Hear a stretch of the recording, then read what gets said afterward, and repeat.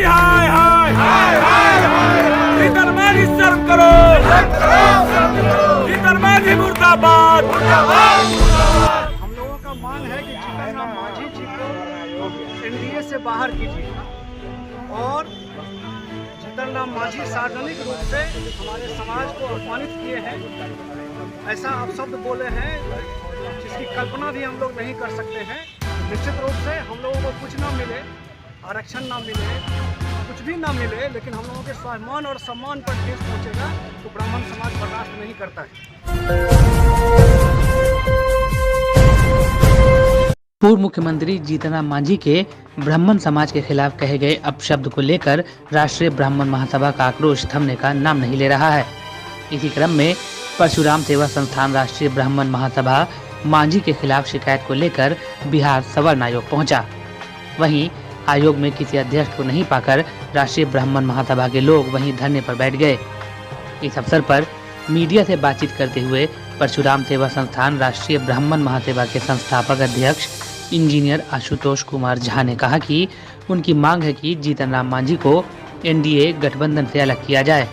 उन्होंने कहा कि जब तक उनकी मांगे नहीं मानी जाएंगी वो पीछे हटने वाले नहीं हैं। मांग है कि जीतन राम मांझी जी को एनडीए से बाहर कीजिए और जीतन राम मांझी सार्वजनिक रूप से हमारे समाज को अपमानित किए हैं, ऐसा आप शब्द बोले हैं जिसकी कल्पना भी हम लोग नहीं कर सकते हैं। ब्राह्मण समाज कभी भी गिड़गिड़ा कर या कोई मांग के लिए अपने लिए कुछ नहीं मांगा है देश से, सब दिन दिया ही है, कुछ लिया नहीं है इस देश से। तो निश्चित रूप से हम लोगों को कुछ ना मिले, आरक्षण ना मिले, कुछ भी ना मिले, लेकिन हम लोगों के स्वाभिमान और सम्मान पर ठेस पहुंचेगा तो ब्राह्मण समाज बर्दाश्त नहीं करता है। और उसी का प्रतिफल है जो आज 3-4 दिनों से पूरे ब्राह्मण समाज पूरे बिहार का उद्वेलित है, आक्रोशित है। और हम लोग चूँकि संगठन चलाते हैं, उस पूरे समाज का प्रतिनिधित्व करते हैं सामाजिक तौर पर, इसीलिए हम लोगों का दायित्व है। हम लोग उस पर आपत्ति दर्ज कराने सवर्ण आयोग आए थे। यहाँ आने के बाद पता लगा कि सवर्ण आयोग का कोई अध्यक्ष ही नहीं है, यह काम ही नहीं करता, ये तो रूटीन काम के लिए है, तो हाथी का दांत है, सिर्फ दिखाने के लिए है।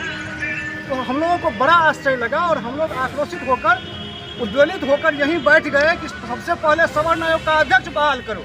ये मुख्यमंत्री जी, माननीय मुख्यमंत्री जी विशेष राज्य का दर्जा मांगते हैं और जब यहाँ पर में पता चलता है तो संवैधानिक संस्थाओं का अध्यक्ष ही बहाल नहीं करते। कैसे विकास होगा समाज का, किस तरीका का डेवलपमेंट होगा? किसी भी बोर्ड आयोग का अध्यक्ष नहीं है, विसूत्री का गठन नहीं है 4-4 सालों से, तो आप कैसे विकास कर लीजिएगा जब आप सहभागिता नहीं दीजिएगा लोगों को? तो वो तो अपने कार्यकर्ता को भी ठग रहे हैं, हमारे सवर्ण को भी ठग रहे हैं, तो सबको ठग रहे हैं। और ऊपर से आप फेस वॉश चमका रहे हैं कि नहीं हम बहुत अच्छा काम करते हैं, हमको विशेष राज्य का दर्जा दे दीजिए।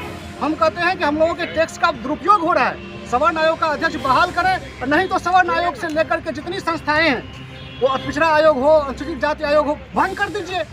क्यों उसमें खर्चा कर रहे हैं हम लोगों का? एक बात। दूसरी बात, ये तो यहाँ आए तो हम लोगों को एक अलग एंगल मिला, एक अलग आक्रोश सामने आया, तो हम लोग अब उसको मुद्दा बनाएंगे।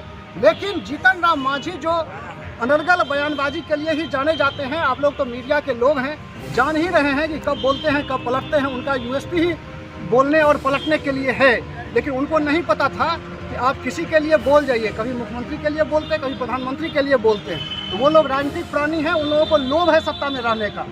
ब्राह्मण समाज को कोई लोभ नहीं है, वो दधीची का जैसे अपना अस्त्र शस्त्र के लिए हड्डी दान करना जानता है, घनानंद को सत्ता से हटाना जानता है, चंद्रगुप्त को सत्ता पर बिछाना जानता है।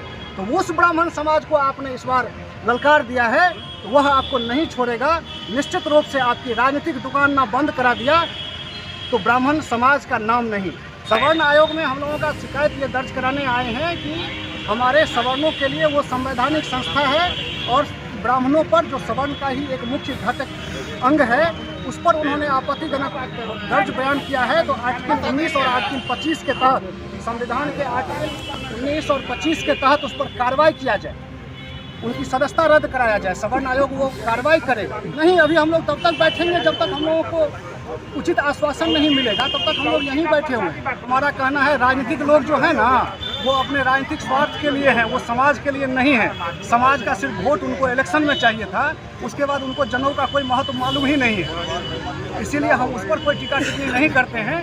हम अपना वचन जानते हैं, बल रे बल अपना बल, हम लोगों के समाज में वो बल है, वो किसी मंत्री और मुख्यमंत्री का मोहताज नहीं पर भी उतरेगा। हम लोगों ने केस भी किया है। हमारे प्रवक्ता हैं रजनीश तिवारी जी, सबसे पहले उन्होंने ही राष्ट्रीय ब्राह्मण महासभा की तरफ से केस दर्ज किया है और उसके बाद केस का तो लाइन लग गया है। उड़ीसा ब्राह्मण महासभा भी आज केस दर्ज करने जा रहा है, मध्य प्रदेश में भी दर्ज हुआ है।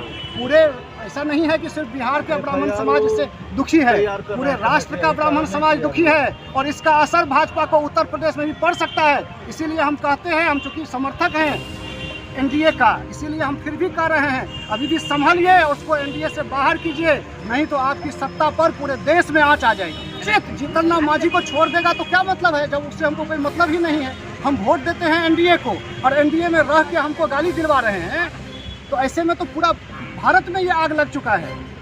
कल परसों में आप देखिएगा, मध्य प्रदेश में कल हो गया केस FIR, उड़ीसा में आज हो रहा है। हमारे दीक्षित जी वहाँ है, सब जगह आग लगा देंगे, पूरे भारत में आग लगेगी यदि माफी से सीधा सार्वजनिक माफी नहीं मंगवाते हैं नीतीश कुमार और भाजपा। तो जीतन मांझी होश में आओ, जीतन मांझी शर्म करो,